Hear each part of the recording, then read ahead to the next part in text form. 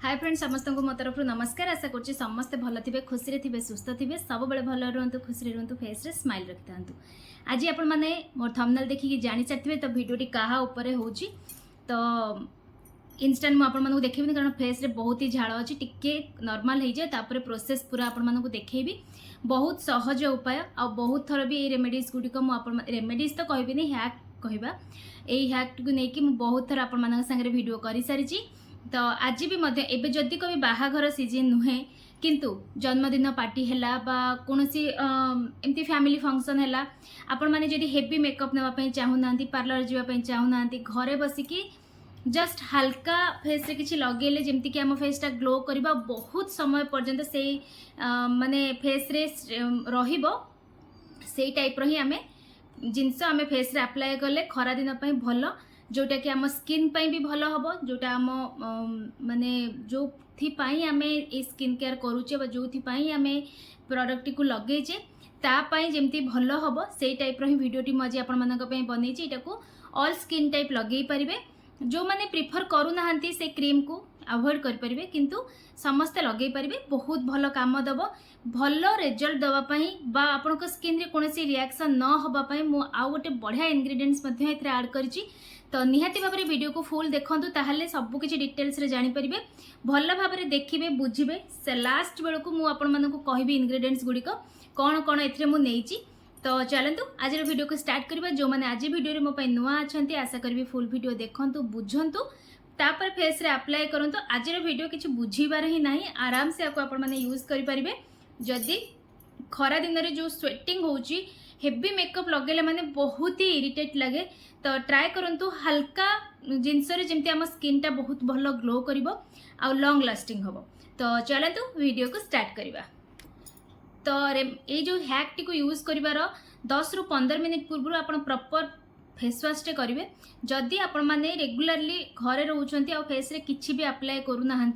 गोटे ओदा कपड़ा हो बा वाइप साहाय्य 5 मिनिट पूर्व फेस को भल भाव टिके क्लीन करदेवे जेते बेले भी आपण माने एको लगेबे नाइ जदि गाधे सारिबा परे लगौछंती ताले किछि आपन माने आउ फेस को एमते पोछिबा किछि दरकार नाही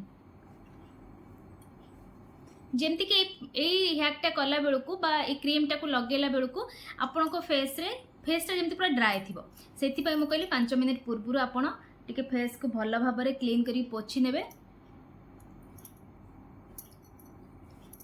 तो ये टिके ड्राए होला भितरे आमे आमर जो क्रीम टा को प्रस्तुत करवा तापे गोटे मुझे बाउल नहीं आसी आपण माने हाथ रे मध्य करि परिबे। तो भल से देखैबा पई मुझे गोटे बाउल आनिची देखो ऑल टाइम फेवरेट जिते बड़े भी मत मेकअप रो गोटे माने स्किन फेस दरकार तो मु प्राय तो ट्राए करे एटा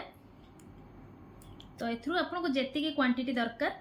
सेतिकी ही नेबे बेसी नष्ट ही करिवेनी आ बहुत कम क्वांटिटी रे ही जाय देखंतु टिके बास नहीं गली ता सहित एठी मो यूज करछि मोर एलोवेरा जेल आपण माने मध्य पतंजलि रो ही नियंतु बेटर हबो जेतिकी नेची मो फेयर एंड लवली सेतिकी ही मो मोर एलोवेरा जेल नै कि दुईटी जाक को भलो भाबरे मिक्स कर देली देखंतु तापरे हमें फेस रे अप्लाई करबा बहुत बढ़िया काम दिए एटा को एटा माने मु पर्सनली तो बहुत बड़ फैन ए क्रीम रो जेतले आपण माने किछि हेवी मेकअप चाहंतिनी बा फाउंडेशन है मोर मेकअप पाउडर है ये सब आपन को भल लगे आपन केबे भी यूज करना ट्राए करंतु फेयर एंड लवली सहित आमर एलोवेरा जेल तो या भल भाव में फेस रे स्प्रेड करदे आउ हल्का हाथ रे या फेस रे एमती मिसई देबे जेहेतु एथरे एलोवेरा जेल मिसीची एटा टिके लिक्विड फॉर्म रहिबो तो टिके टाइम लागिबो आपण मानको या फेस रे मिक्स करिया पई।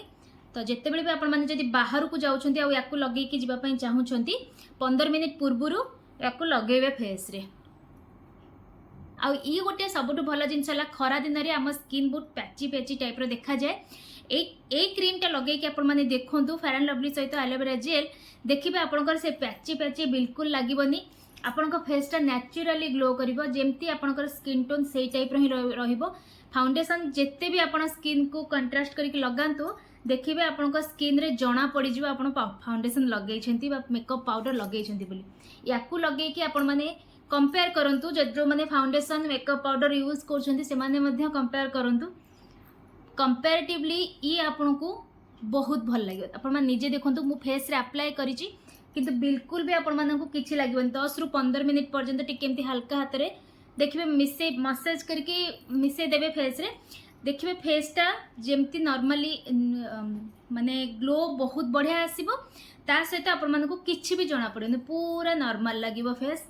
पूरा देखिए आपनकर स्किन टोन जहाँ सेमती ही फील हम या आपण मैंने बेकरे मध्य लगे पारे ये जो दीटा माने प्रोडक्ट को मिसेकी आपण मैंने बेकरे मध्य लगे पारे जो कि आपणकर फेस आउ बेकर कलरटा सेम रहिबो। तो आप निजे देखी पारे फेस रे अप्लाई कर दीची और बहुत बढ़िया फील होची बिल्कुल हेवीनेस नहीं